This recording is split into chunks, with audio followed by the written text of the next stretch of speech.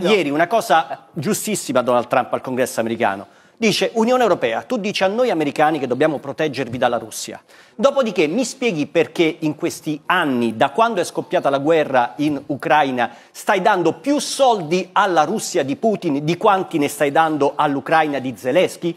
Perché questo sta accadendo. La nazione leader che tu dici, la Francia, è la nazione che più ha incrementato l'acquisto di gas liquido dalla Russia di Putin di tutta Europa, e l'ha fatto l'anno scorso, l'ha fatto 2 anni fa. L'anno scorso ha aumentato dell'81% gli acquisti di gas liquido. Con quei soldi Putin ci compra le bombe con cui bombarda gli ucraini. Dopodiché che fa l'Unione Europea? Fa il Green Deal, perché giustamente noi non compriamo, noi il gas ci fa schifo, quindi a noi ci piacciono le pale eoliche e i pannelli fotovoltaici cinesi, e poi chiede anche agli Stati Uniti di proteggerli dalla Russia, che sta armando l'Unione Europea. Capisci che questo